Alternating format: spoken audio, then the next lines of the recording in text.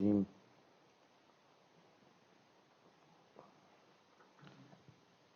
بسم الله الرحمن الرحيم.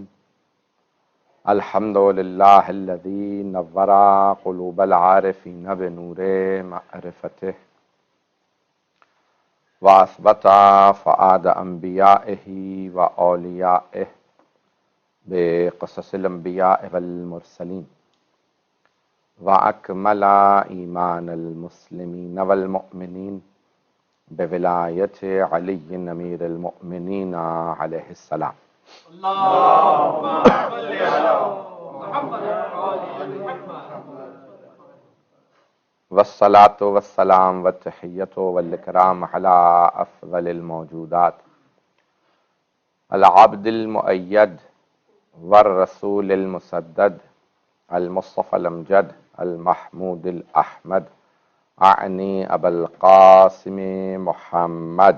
اللهم صل على محمد وآل محمد.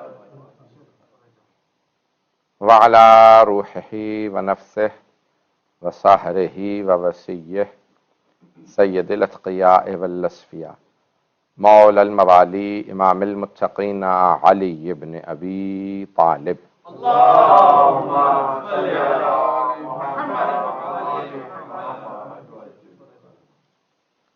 وعلى أوصيائه لا سيما بقية الله في الأرضين روحي وأرواح العالمين لتراب مقدمه الفدا واللعنة الدائمة على أعدائهم أجمعين من الآن إلى قيام يوم الدين. أما بعد فقد قال الله الحكيم في كتابه الكريم بسم الله الرحمن الرحيم ثم أنتم هؤلاء تقتلون أنفسكم وتخرجون فريقا من ديارهم تظاهرون عليهم بالإثم والعدوان وإن ياتوكم أسارى تفادوهم وهو محرم عليكم إخراجهم أفتؤمنون ببعض الكتاب وتكفرون ببعض فما جزاء من يفعل ذلك إلا خزي في الحياة الدنيا ويوم القيامة يردون إلى أشد العذاب وما الله بغافل عما تعملون. صدق الله العلي العظيم. صلوات. اللهم صل على محمد وآل محمد. نعرہ تکبیر، اللہ اکبر. نعرہ تکبیر، اللہ اکبر. نعرہ رسالت، یا رسول اللہ. نعرہ رسالت، یا رسول اللہ. نعرہ حیدری، یا علی. حیدری، یا علی. اور محمد و آل محمد بآواز بلند سلام.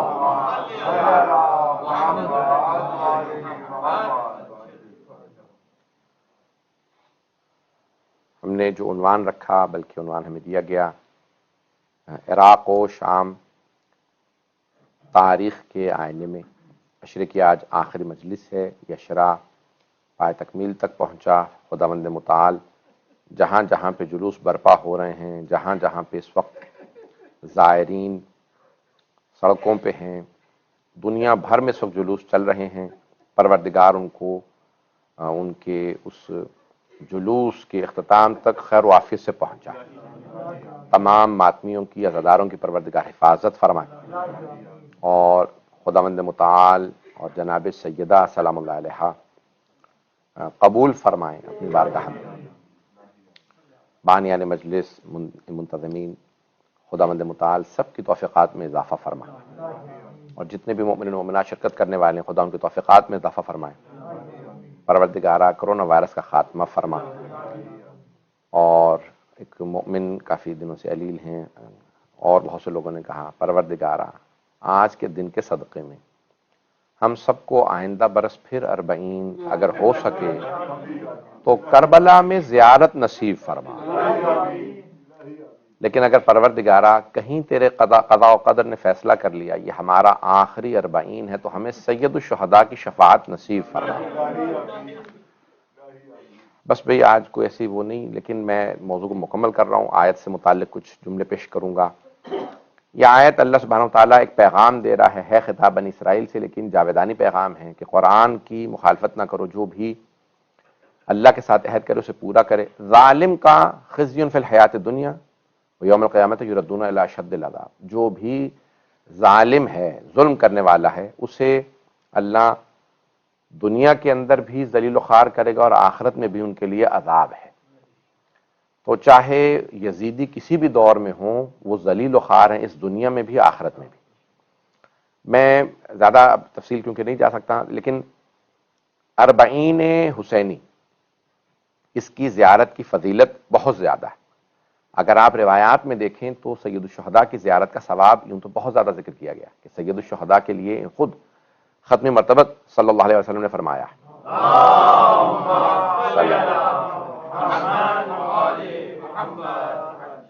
کہ آپ فرماتے ہیں جس نے میرے حسین کی زیارت کی، میرے نواسے حسین کی، اسے میرے 90 حج کا ثواب ملے گا۔ میں نے اختتام میں حدیث کو پیش کیا، وَإِلَّا پیغمبر نے کہا میرے 1 حج کا ثواب ملے گا، تو ام المومنین نے کہا آپ کے 1 حج کا یا رسول اللہ؟ کہا نہیں، میرے 2 حج کا ثواب ملے گا، کرتے کرتے یہاں تک کہا کہ میرے 90 حج کا ثواب ملے گا۔ اور جو مخصوصیاں ہیں اس میں ثواب اور بھی زیادہ ہے۔ یہاں تک روایات میں ہے کہ روز قیامت ہر وہ مؤمن جس نے امام حسین کی زیارت نہیں کی ہوگی وہ اس بات پہ پچھتائے گا اے کاش میں نے زیارت کر لی ہوتی، اے کاش میں کربلا چلا گیا ہوتا۔ یعنی جو جنت میں مقام زائرین کا ہوگا کسی کا نہیں ہوگا، تو سب سے زیادہ رتبہ مقام زائرین حسین ابن علی۔ اور یعنی یوم عرفہ پہ ہے 500 حج، 500 عمرہ اور 500 جہاد مع رسول اللہ کا ثواب ہے۔ یہ شیخ عباس قمی نے ان روایات کی تصدیق کی ہے کہ صحیح سند ہے۔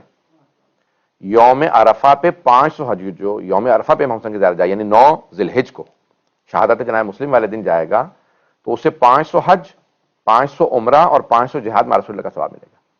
لیکن سب سے زیادہ جو ثواب درج کیا گیا ہے وہ یوم 40، جو ہر 40 پہ امام حسین کی زیارت کے لیے جائے اس کے لیے 1000 حج، 1000 عمرہ اور 1000 جہاد مع رسول اللہ کا ثواب ملے گا۔ یہ کیوں اتنا ثواب جناب سید الشہداء کے لیے؟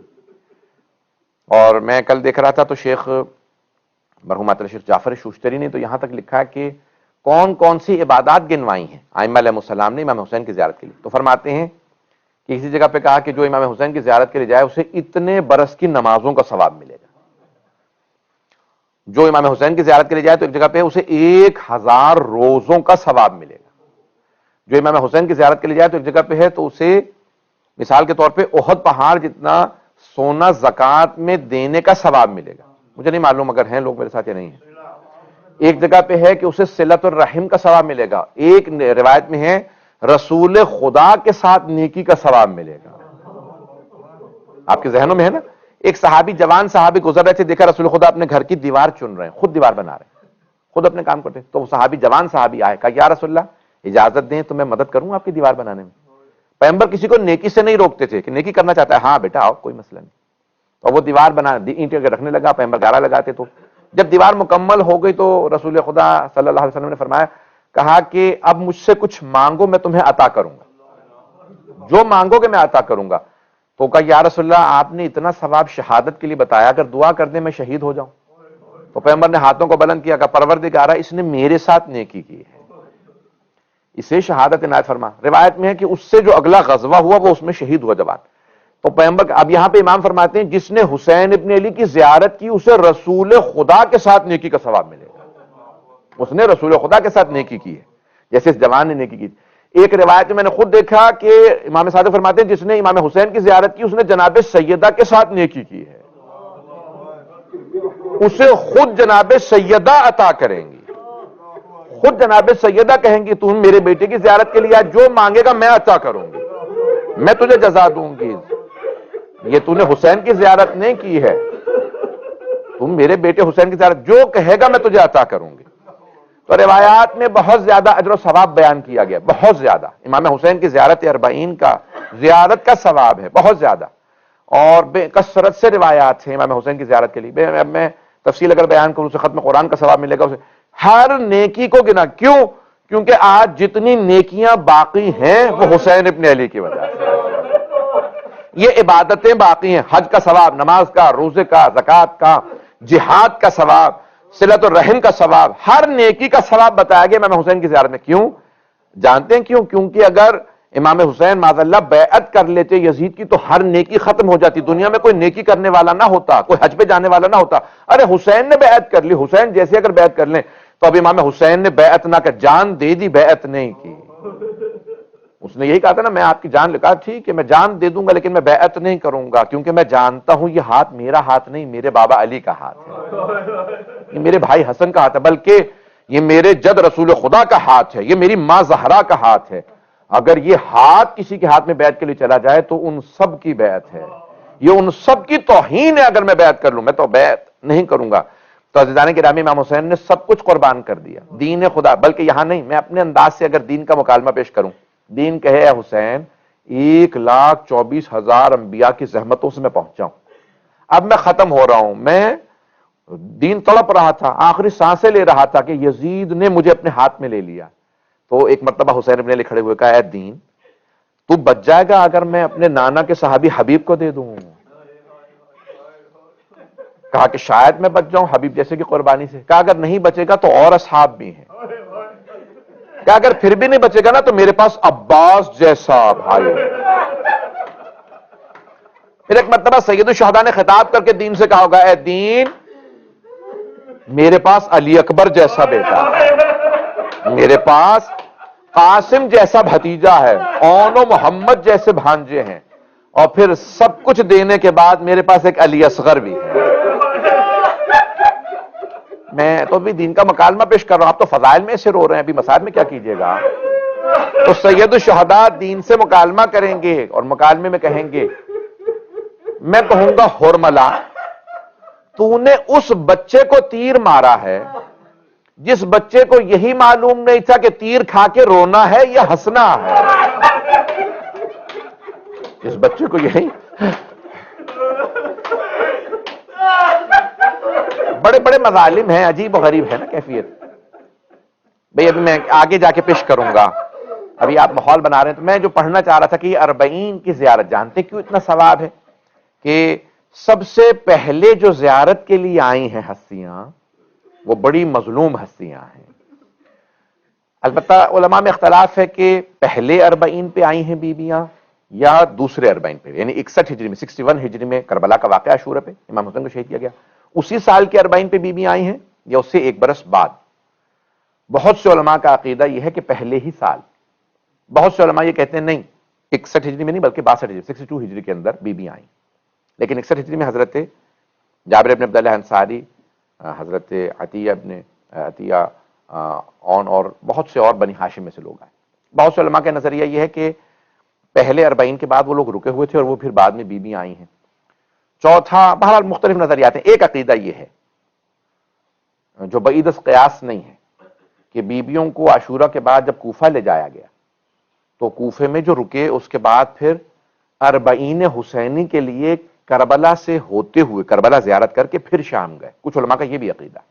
بہرحال کچھ علماء کا یہ عقیدہ ہے کہ 1 سال وہ قید خانے میں رکھ ہی نہیں سکتا تھا، اتنے خطبے دے دیے تھے جناب زینب نے، اور پھر اتنے ظلم، وہ کہتے ہیں کہ 1 سال، وہ کہتے ہیں 1 سال آیا، اب بہت سے جو علماء کہتے ہیں نا کہ پہلے سال نہیں آئے، وہ کہتے ہیں کہ اتنے واقعات 20 دن میں نہیں ہو سکتے، کیونکہ اول کو پہنچی اور پھر 13 کو وہاں سے شہادت کے بعد 14 کو رہائی ملی 1 ہفتے میں، تاریخی لحاظ سے ممکن نہیں اتنا سب کچھ ہو جائے۔ کچھ کہتے ہیں کہ یہ بیویاں 1 سال تک جی ہی نہیں سکتی تھیں،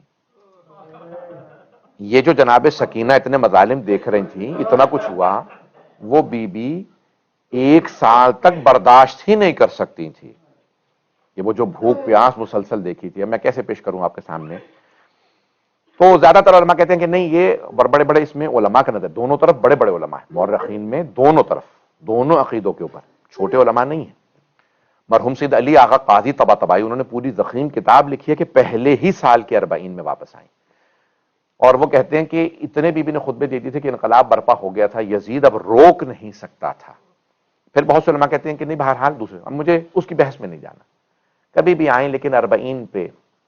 اب آپ تاریخ کو، میں جناب زینب کی چند، اگر میں، کیونکہ شام کی تاریخ میں جناب زینب کے خطبے بڑے اہم ہیں، میں 2 خطبوں کے 2 جملے پیش کروں گا، آج ماحول نہیں کہ فضائل پڑھ سکوں، تو اب تھوڑا سا اس کو میرے ساتھ چلیے گا، اس کے بعد اسی کے اختتام پہ میں پھر مصائب پہ آ جاؤں گا۔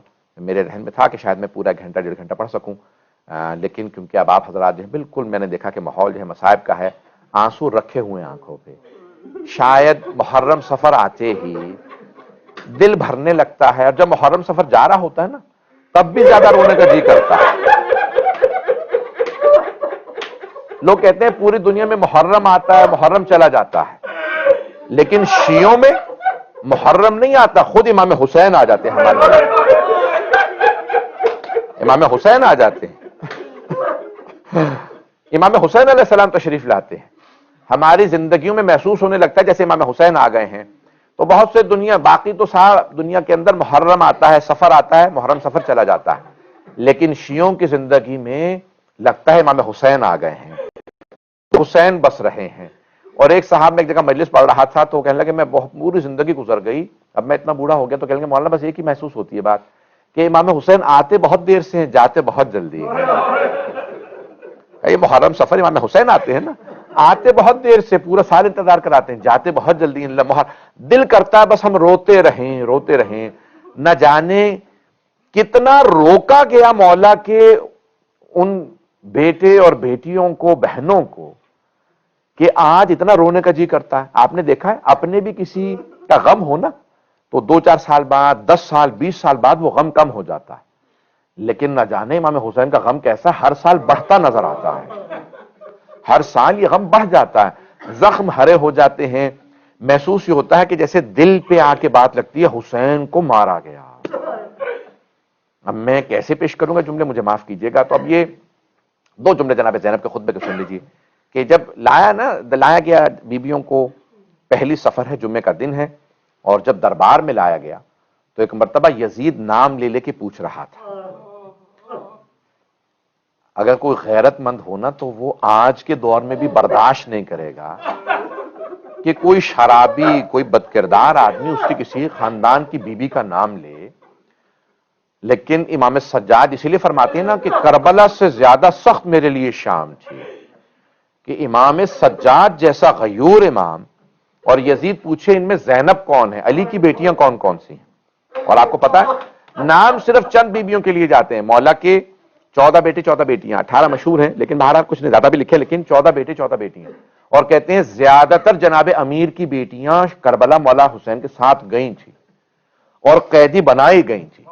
ہم نام صرف ٹھیک ہے 3 یا 4 بیٹیوں کے لیتے ہیں، لیکن مولا کی زیادہ تر بیٹیاں، مولا علی کے 7 بیٹے کربلا میں شہید ہیں، اور مولا کی اکثر بیٹیاں کربلا گئی ہیں. یہاں تک کہ ایک بیٹی کا نام، مولا امیر کی ایک بیٹی کا نام ہے خدیجہ، مولا کی بیٹی کا نام بھی خدیجہ.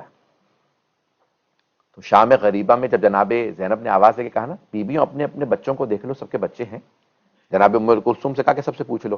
تو جناب ام کلثوم نے ایک مرتبہ آواز دے کے کہا بیبیوں اپنے اپنے بچوں کو دیکھ لو. تو جناب خدیجہ رونے لگی. کہا بی بی جب خیموں سے باہر نکلی نا تو میرے دونوں بیٹے گھوڑوں کی ٹاپوں کے نیچے آ گئے، میرے دونوں بیٹے شہید ہو گئے.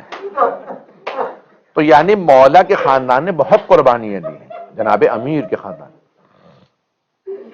جناب ابو طالب کی پوری آل نے قربانیاں دی، ان کی پوری نسل نے قربانیاں. تو بس بھائی میں دیکھ رہا ہوں کہ آنکھوں میں آنسو ہے، میں بڑھوں گا، اور مجھے آپ سے وعدہ ہے کہ انشاءاللہ تعالی ہر آنکھ میں آنسو ہوگا. جب ایک مرتبہ جناب زینب بار بار یزید خطاب کرتا ہے، یہ کون بیبیاں سب، ایک ایسا وقت آیا کہ مولا سجاد کو خطبے سے روک دیا. جب مولا سجاد خطبہ دینا چاہتے تھے، جب خطبے سے روکا تو اس وقت جناب زینب نے دیکھ لیا کہ تاریخ کے علی پہ جب وقت آیا تھا اور ان پہ پابندیاں تھی، خطبہ نہیں دے سکتے تھے، تو پھر اس وقت کی جو صدیقہ کبریٰ تھیں انہوں نے جناب امیر کے دفاع میں خطبہ دیا تھا، دربار میں جا کے خطبہ دیا تھا مولا کے دفاع میں. اب کربلا کے علی یہ چوتھے امام ہیں اور علی ابن حسین ہیں، ان پہ پابندیاں ہیں، ان کے خطبے پہ بولنے کی اجازت نہیں ان کو. تو اب جناب زینب نے دیکھا کہ صدیقہ صغریٰ ہوتے ہوئے میری ذمہ داری ہے کہ میں اس وقت کے علی کا دفاع کروں. اب سمجھ میں آیا بی بی نے خطبہ کیوں دیا تھا، بی بی نے اپنے امام کا دفاع کیا، امام وقت پہ پابندی تو اب میری ذمہ داری ہے. بی بی کھڑی ہو گئی، جیسے خطبے کے لیے کھڑی ہوئی تو ایک مرتبہ جب سب کو بٹھا دیا گیا تھا، رسیوں میں تھے، تو ایک مرتبہ یزید نے فوراً جلاد سے کہا، پہلے امام سجاد کے لیے کہا تھا کہ روک دو، یہ قیدیوں کو ہمارے ہاں خطبے کی اجازت نہیں.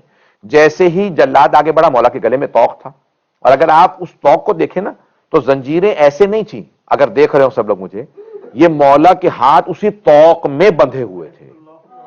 اس طوق کو اگر آج تصویریں دیکھیں اس کی تو مولا کے زنجیروں سے ہاتھ اسی میں بندھے ہوئے تھے کہ اور اس کا وزن بہت زیادہ بتایا جاتا ہے. پاؤں تک میں بیڑیاں. ایک مرتبہ مولا سجاد کو باندھا ہوا تھا. جلاد نے اور فوجیوں نے آ کے ہاتھ ڈالے زنجیر میں, کہا کہ آپ کو خطبے کی اجازت نہیں. اس وقت جناب زینب کھڑی ہو گئی اور کہا کہ میں خطبہ دوں گی. جب یزید نے روکا تو بی بی نے کہا کوئی روک نہیں سکتا, میں علی کی بیٹی ہوں,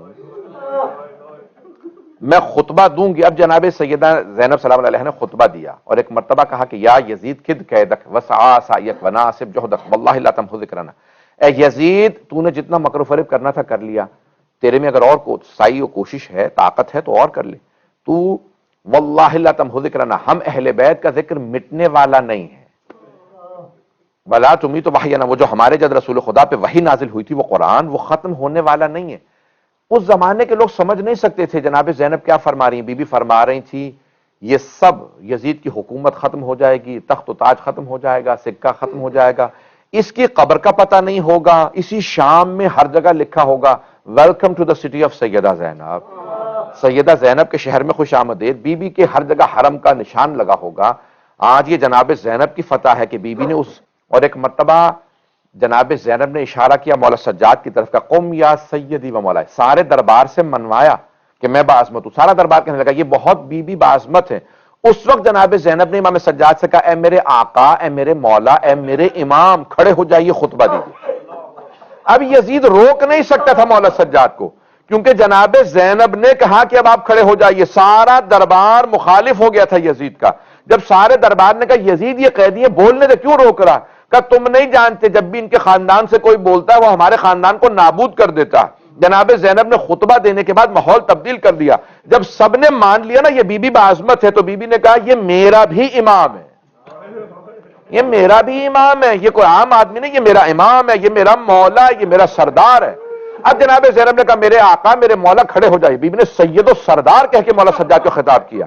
یہ نہیں کہا بھتیجے, کہا میرے سید و سردار ہے, میرے مولا کھڑے ہو جائیے, میرے آقا اے میرے امام کھڑے ہو جائیے. اب یزید روکنے سے, اب سارا دربار ایک ہی بات کہہ رہا تھا, ارے یہ بی بی اتنی باعظمت ہے تو سوچو وہ اس کا بھی امام ہے. اب مولا سجاد کھڑے ہوئے. اب مولا نے پھر خطبہ دیا. عزیزان گرامی, مولا نے اپنے خطبے سے اس سارے دربار کے ماحول کو تبدیل کیا.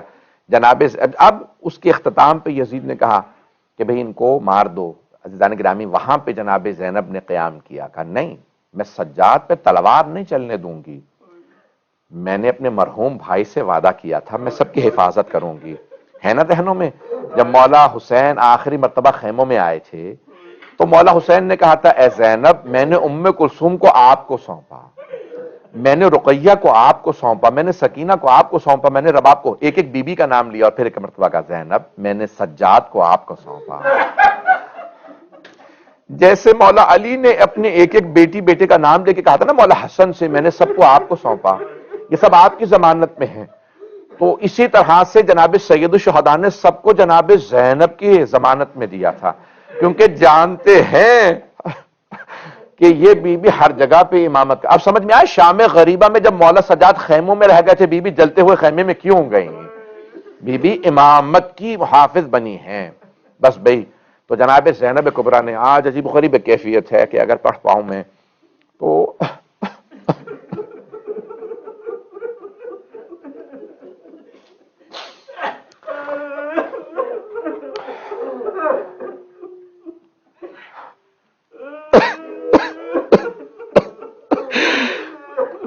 ایک مرتبہ رہائی مل گئی. مجھے نہیں معلوم کیا حالات بنے. یزید نے دیکھا کہ اب ماحول نہیں میں انہیں قید میں رکھ سکوں. بزرگ علماء نے ایک واقعہ علامہ مجلسی نے نقل کیا ہے بہار کے اندر, بڑے بڑے بزرگ علماء اس کو پڑھتے ہیں, کہ ایک سن لیجئے اگر یہ پوری روایت پڑھ پایا, کہ ایک آدمی عیسائی تھا, مسیحی تھا, کرسچن تھا, اپنی بیوی اور بیٹی کے ساتھ کہیں شام آیا, وہاں پہ اس کا عزوقہ ختم ہو گیا, زاد راہ ختم ہو گیا. اس نے کہا کیا کروں گا کہ میں بادشاہ کو کوئی انعام دوں گا, شاید پیسے مل جائیں کہ اپنے وطن واپس جا سکوں. تو اس نے کہیں ایک ہرنی کو کہیں سے شکار کر لیا, اس نے مارا نہیں, اسے رسی باندھی لے جانے لگا. جب بازار سے گزر رہا تھا جہاں زندان تھا, بازار والا زندان, تو وہاں پہ دیکھا کہ ہرنی رک گئی ہے. اس نے دربار کے اندر نہیں دیکھا, کھینچ رہا ہے رسی سے لیکن ہرنی آگے نہیں چل رہی. اس نے ایک مرتبہ رسی کو ڈھیلا کیا، پیچھے سے دھکیلنے لگا تو ہرنی دوڑتی ہوئی زندان کے در پہ آئی اور فصیح عربی زبان میں کہا السلام علیک یا ابن رسول اللہ۔ وہ عیسائی تھا، ایک مرتبہ خود آیا، آ کے دیکھنے لگا زندان میں کون ہے کہ یہ ہرنی عربی میں کلام کر رہی ہے۔ اس نے دیکھا کہ ایک مرد ہے جس کے سر کے نیچے جلا ہوا ماما ہے، اور کچھ بیویاں بیٹھی ہیں، کچھ بچے ہیں۔ اس نے دیکھنا شروع کیا، مولا سجاد اٹھے، فوراً ایک مرتبہ زندان کے در پہ آیا، کہا کیا بات ہے؟ اہل بیت کو دو زندان ملے تھے، ایک دربار کے اندر تھا جہاں پہ کوئی نور نہیں تھا، روشنی نہیں تھی، دوسرا بازار میں۔ یہ بازار میں جب بیٹھے تھے، ایک مرتبہ جب دیکھا تو اس عیسائی نے کہا کہ آپ کون ہیں کہ آپ کی وجہ سے اللہ نے اس ہرنی کو زبان دے دی ہے؟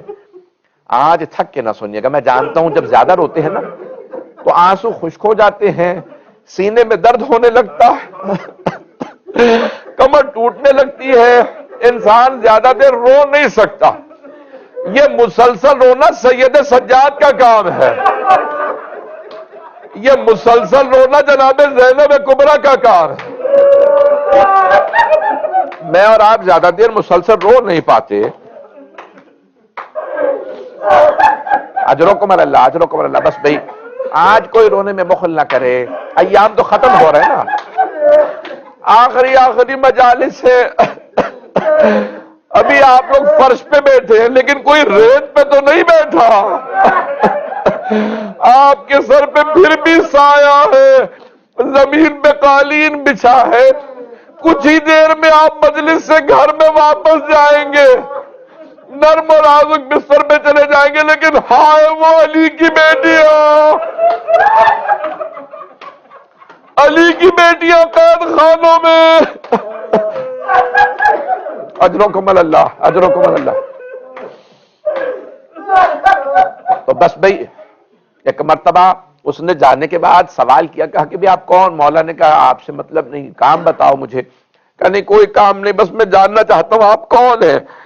مولا نے کہا میں مسلمانوں کے جو نبی تھے، جو آخری نبی محمد تھے، میں ان کے نواسے کا بیٹا ہوں۔ اس عیسائی نے جا کے شام کے دمشق کے دروازوں پہ دستک دینا شروع کی، کہا او مسلمانوں، یہ تمہارے نبی کا کنبہ گرفتار ہے، یہ تمہارے نبی کی نواسیاں زندان میں ہے۔ ایک بغاوت کا سا عنصر ہونے لگا، یزید کے سپاہیوں نے اسے گرفتار کیا، اس کا گلا کاٹ کے اسے کہیں جنگل میں دفنا دیا۔ ایک مرتبہ اس کی بیوی اور بیٹی کو پتا چلا، بیوی نے کہا کہ بھئی وہ قید خانہ کہاں ہے؟ ایک مرتبہ قید خانے کے در پہ آئی، کہا کہ بھئی آپ کی وجہ سے، مولا سجاد سے کہا آپ کی وجہ سے ایک ہی سہارا تھا ہمارا، اسے مار دیا۔ مولا سجاد نے ایک مرتبہ کہا میرے ساتھ چلو، اعجاز سے ساتھ گئے، اور آنے کے بعد قبر پہ کہا پروردگارا میری مظلومیت کا واسطہ، پروردگارا ان کا سہارا لوٹا دے۔ بس وہ قبر سے اٹھا، کلمہ پڑھتا ہوا اپنی زوجہ سے کہا میں جنت میں تھا، ان کی حمایت کا اللہ نے مجھے بڑا اجر دیا تھا۔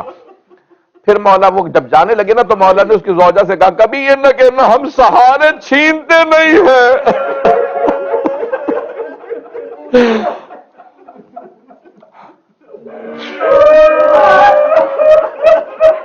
اجرکم اللہ، اجرکم اللہ۔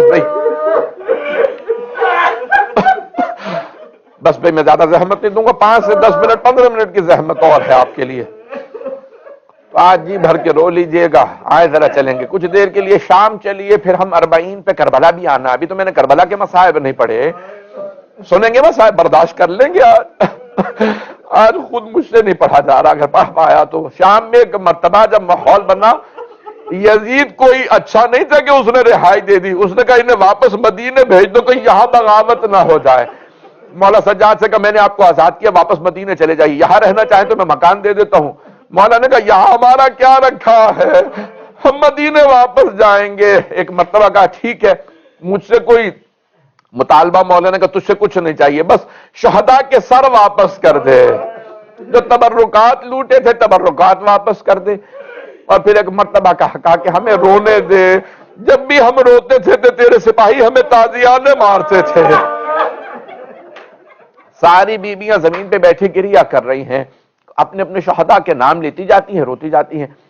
اتنے میں بس شہداء کے سر، میں نے کل پڑھا تھا، شہداء کے سر واپس آنے لگے، شہداء کے سر آگے، پھر تبرکات آنے لگے۔ جانتے ہیں نا تبرکات میں کیا کچھ واپس آیا؟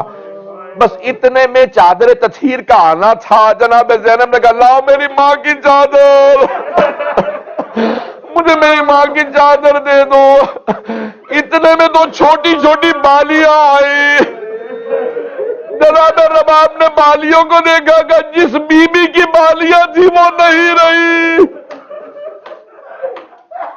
بس پہ تبرکات آ گئے، رہائی مل گئی۔ 3 دن گزر گئے۔ اب بیبیاں چلیں ایک مرتبہ شام سے، دمشق شہر سے چلیں کہ ایک مرتبہ کہا مدینے جا رہے ہیں۔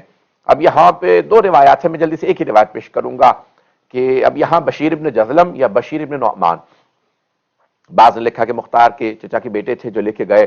بس ایک مرتبہ انہوں نے سوال کیا، کہا کہ سید سجاد ہم دوراہے پہ آ گئے ہیں، یہاں سے جو ہم باہر نکلے ہیں ایک راستہ مدینے کو جاتا ہے، دوسرا کربلا کو جاتا ہے۔ بس کربلا کا نام سننا تھا، بیویاں بلند آواز سے رونے لگی۔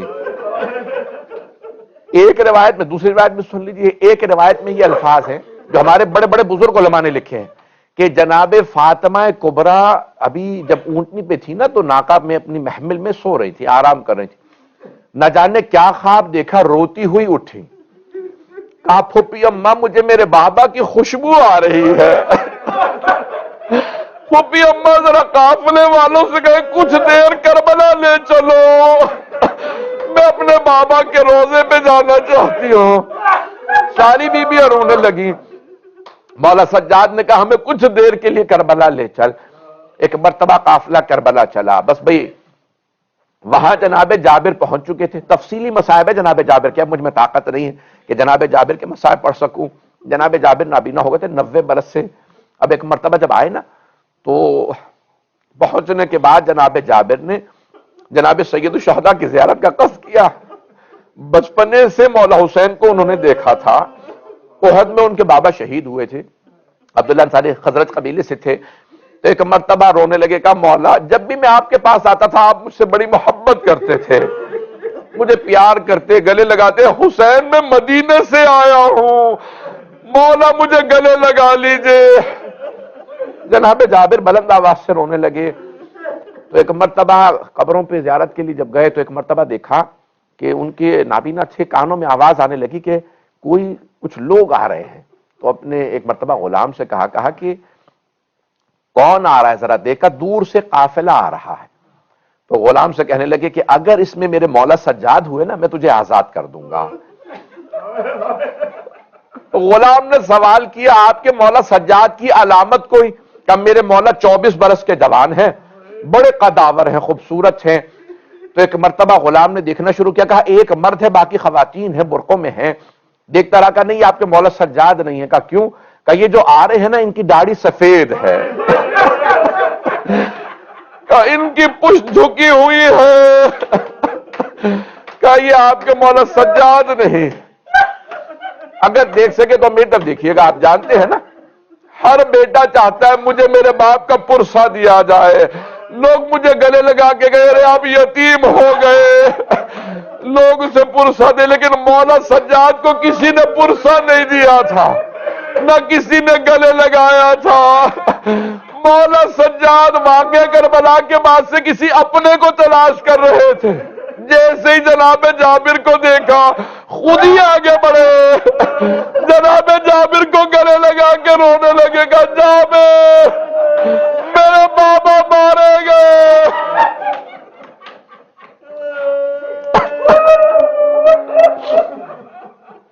پھر بلند آواز سے رو کے کہا جابر ہاں ہونا قتل رجالنا، جابر ہمارے مردوں کو یہاں ذبح کیا گیا۔ جابر علی اکبر کے سینے میں برچھی لگی، جابر میرے چچا کے بازو قلم کر لیے گئے۔ مولا نے مصائب پڑے، پھر ایک مرتبہ رو کے کہا جابر میری پھپھیوں کی چادریں چھین لی گئی۔ پھر مولا نے احتجاج میں اپنے مصائب بتایا، کہ جابر میرے گلے میں توق ڈالا گیا۔ جناب جابر بلند آواز سے رونے لگے۔ جب رو رہے تھے نا تو مولا سجاد نے ایک جملہ کہا، جابر ذرا کچھ دور چلے جائیے. کب مولا میں تو نابینا ہو گیا ہوں, میں کچھ دیکھ نہیں سکتا, مجھے پتا ہے آپ بڑے غیرت مند ہیں مولا, آپ نہیں چاہتے آپ کی پھپھیاں آ رہی ہے. کہا جابر آپ دیکھ نہیں سکتے, سن تو سکتے ہیں, میری پھپھیاں بھی بیان کرے گی.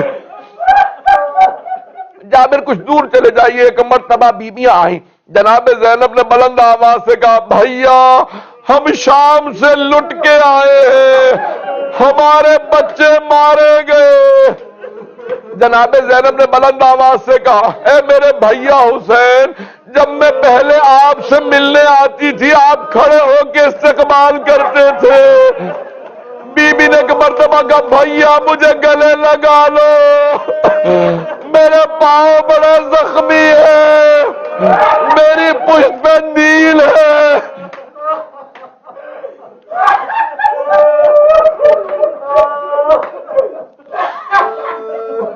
اجرکم اللہ, اجرکم اللہ. جناب زینب نے مصائب پڑھے, سب بیویاں بلند آواز سے رو رہی. مولا سجاد سے جناب زینب نے کہا بیٹا سجاد مجھے ذرا میرے بھائی کی قبر کا نشان بتا دیجئے, ابھی روزے نہیں بنے تھے.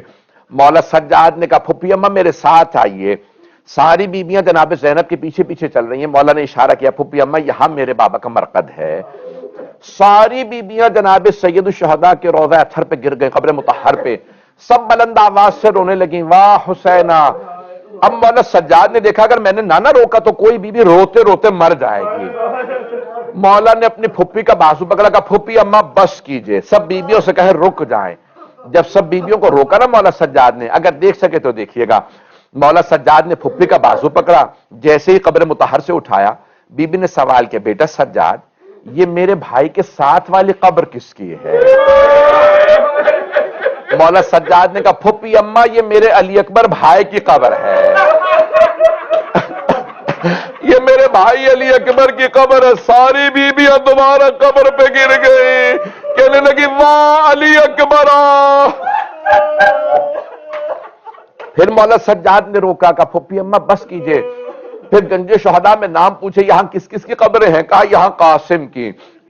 سب کے نام لینا شروع کیے, سب کے. اب ایک جناب زینب نے سوال کیا بیٹا سجاد, آخری جملے سن لیجئے, بیٹا سجاد آپ نے سب شہداء کے نام بتا دیے, قبروں کے نشان, لیکن آپ نے میرے بھیا عباس کی قبر کا نشان نہیں بتایا. میرے بھیا عباس کی قبر کہاں ہے؟ مولا سجاد نے فرمایا پھپھی اماں میرے چچا کی قبر فرات کے کنارے ہے, میرے ساتھ چلے میں آپ کو فرات پہ لے چلوں. آگے مولا سجاد, ان سے پیچھے جناب زینب, باقی بیویاں پیچھے. کچھ دور چلیں جناب زینب, بس بھی آخری جملے اگر دیکھ سکے تو دیکھیے گا. جناب زینب نے دونوں ہاتھ پھیلائے, سب بیویوں کا راستہ روک لیا. کہا بیویوں سب کچھ بتا دینا میرے بھیا عباس کو, بتا دینا ہمیں کوفہ و شام کے بازاروں میں لے کے گئے تھے, بتا دینا ہمیں شرابی کے دربار میں لے گئے تھے, بتا دینا ہمیں تازیانے مارے گئے تھے, بتا دینا ہمیں بڑے ظلم کیے گئے, چادریں چھینی گئی, لیکن بیویوں مت بتانا میرے عباس کو, مت بتانا سکینہ شام میں رہ گئی.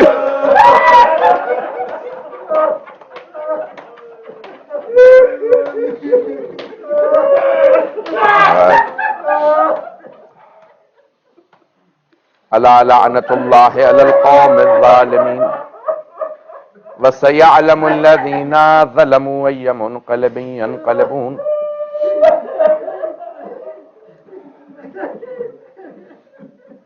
بس بھئی اور مجھ سے پڑھا نہیں جا رہا تھا.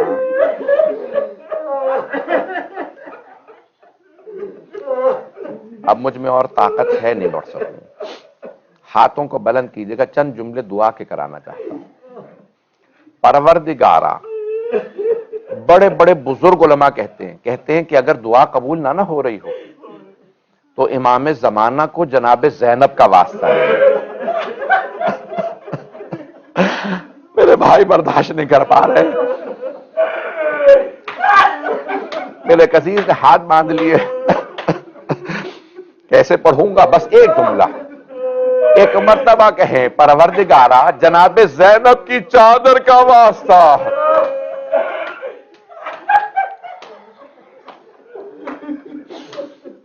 بس بھئی پروردگارا، آج آپ حضرات رو رہے تھے، کھل کے گریہ کر رہے تھے، ایک سوال کروں، آپ میں سے کسی کو تازیانہ تو نہیں مارا گیا؟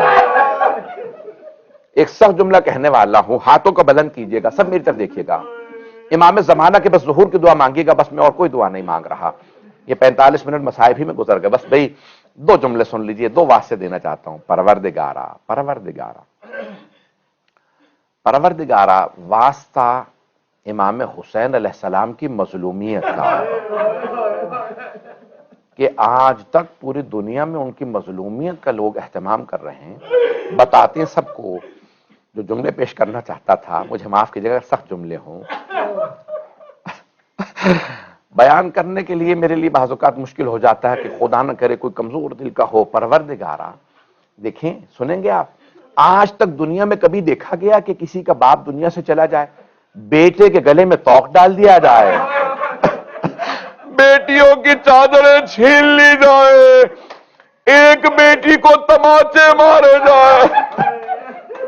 پروردگارا، نہ جانے کربلا میں کیسے کیسے مصائب آئے ہیں۔ پروردگارا، واسطہ سید الشہداء کی، اسیران کربلا کی، شہداء کربلا کی اسیروں کا واسطہ، واسطہ ان بیویوں کی، ان بچوں کی مظلومیت کا واسطہ۔ پروردگارا، صاحب الزمان کے ظہور میں تعجیل فرما، دشمنان اہل بیت کو نیست و نابود فرما، داعش و طالبان کو، آل سعود کو غارت فرما۔ پروردگارا، مؤمنین کے جان، مال، عزت آبرو کی حفاظت فرما۔ پروردگارا، کربلا میں ابھی تک بہت سے لاکھوں، شاید 1 کروڑ سے بھی زیادہ زائرین ہوں، پروردگارا لاکھوں تمام زائرین کی، ماتمیوں کی، جلوسوں کی، خصوصاً اس وقت عراق میں، بلکہ پاکستان میں اور افغانستان میں بہت زیادہ حالات خراب ہے، جلوسوں کے اوپر بہت زیادہ کہا گیا، پروردگارا تمام کے تمام ماتمیوں کی حفاظت فرما، جہاں جہاں ہماری ماں بہنیں بیٹی، پروردگارا ان سب کی جان مال عزت آبرو کی حفاظت فرما۔ پروردگارا، پروردگارا، بس بھئی ایک آخری دعا، اپنے اپنے ہاتھوں کو بلند کر کے اس دعا پہ صرف آمین کہہ دیجیے گا۔ پروردگارا، ہم سب کی گنہگار آنکھوں کو امام زمانہ کا ظہور دیکھنا نصیب فرما۔ ربنا تقبل منا انک انت السمیع العلیم، بحق محمد وآلہ الطیبین الطاہرین المعصومین۔ ماتم حسین۔ یا حسین، یا حسین، یا حسین۔